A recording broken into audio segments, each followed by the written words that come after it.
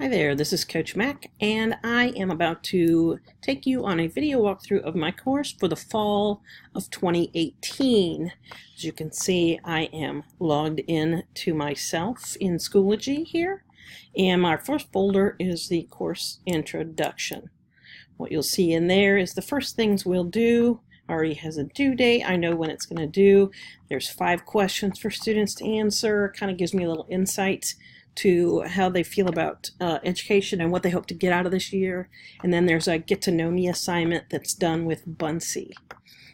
All right, our next folder is the first thing that we'll be doing. Our first unit is fiction. Of course, I have a read me first folder, and then I have a bunch of different story folders in here as well. Each of these story folders represents a short story.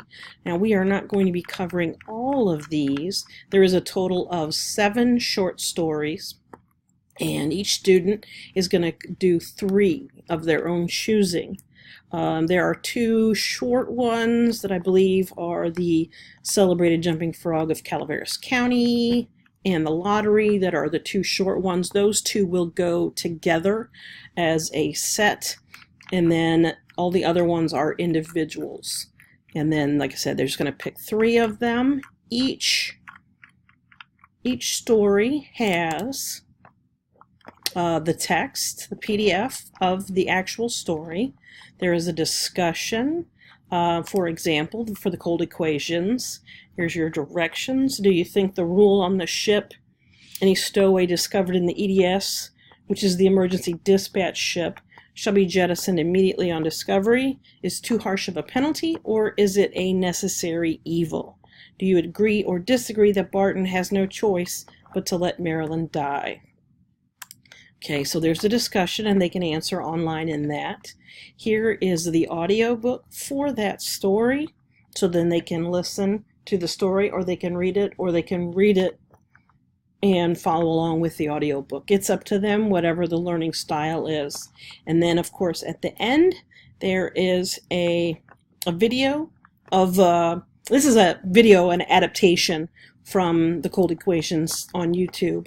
All of them have at least these 4 things.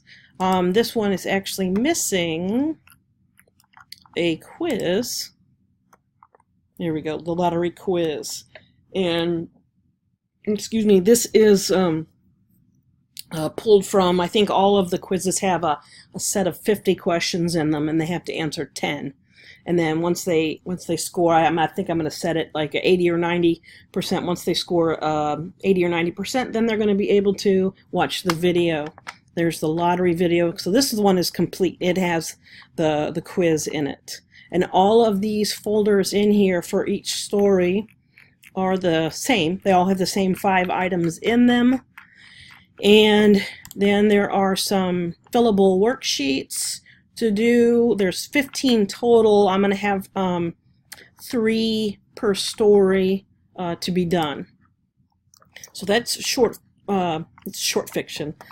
And then there's our book review folder, which is, we do 4 book reviews through the year, 1 for each quarter. No matter how hard I tried, I could not get this 3rd quarter to line up with the others.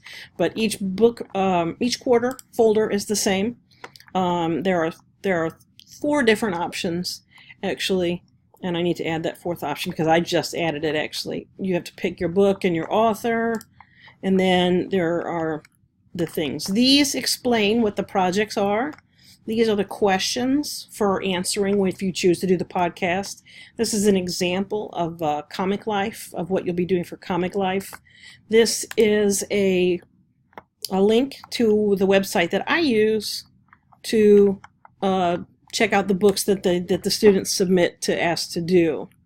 Here is my parent resources folder, and I'm on the way of rebuilding this. I have an interactive classroom tour. It'll take you on a little video tour of my classroom. I have a Schoology Code of Conduct that I ask the students to sign at the beginning of the year. This tells you when my tutoring is. I do Twitter for educational purposes, and this is just a letter letting you know that. This is an older PowerPoint that I made about how to what students see from their point of view in Schoology. And now I'm able to make these videos now, and so that's a lot better than the PowerPoint. There's a free for iOS and Android Schoology app for the iPhone, iPad, and like I said, for Android also. This is my last year's course walkthrough that this one will be replacing. This is an explanation of what the Respondus Lockdown browser is. It locks down assessments so that when I assign assessments, these students cannot go to Google or other websites unless I direct them to other websites and like look up answers and stuff like that. This is the scope and sequence. This is how the year should go for my class, and I have this plotted and planned out, but it's just here as a document for you to look at if you'd like. This is last year's student code of conduct, and as soon as the district puts it up, the new one up on the KISD website, then I'll be putting that in here also. This is a contract between myself and my students for when there is a substitute on their behavior, and I will be asking them to sign that also within the first week of school. This is my syllabus that I just finished for next year as well, and that's there for any time if you need to look at it. The next folder is the Creative Resources folder. Okay, this is just a bunch of different websites that we use throughout the year, like Adobe Spark page. Each page in here has the logo of the EdTech tool and a link to get to the website. And there's just a bunch of different ones in here for the students can use. Vocabulary.com, Adobe Spark page, Dictionary, Buncee. We'll be doing that the first week of school. Just lots of different things that we will be using throughout the years in one place so they can find them easy. In my white tutorials folder, I have tutorials that I have made or found on the internet that I've used over and over again. My total end goal is to make them all myself, but for right now, some of them I've pulled from YouTube. How to turn in from OneDrive. There's a Powtoon tutorial. This is also Powtoon. How to turn in your Buncee, Fakebook, Spark page, ThingLink. Like I said, just different tutorials on how to do things so that when students, if they miss that day that we go over that, I can go, oh, just go check out the tutorial. Then if you have questions, let me know. Vocabulary. We do vocabulary. We hit vocabulary awesomely. And these are, each page will be in each different class period that I have. Vocabulary, we have a class link. And each class, let me go in there and show you, has join third period vocabulary. So every student that goes in third period will click on this link and then sign up for vocabulary. And then I'll assign different lists based on what we're doing in class. And the students, they love the vocabulary. It's games. It has points. There are leaderboards. The students as individuals are leaders. The students as classes are leaders. Oh, when are we going to get our new list? When are we going to get our new list? They love the vocabulary.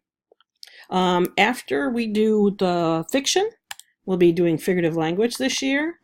What I have in each of 1, 2, and 3 folders are different videos that the students can watch for when they're doing each section. And once they do, they can watch the videos, and they can watch them in any order they want.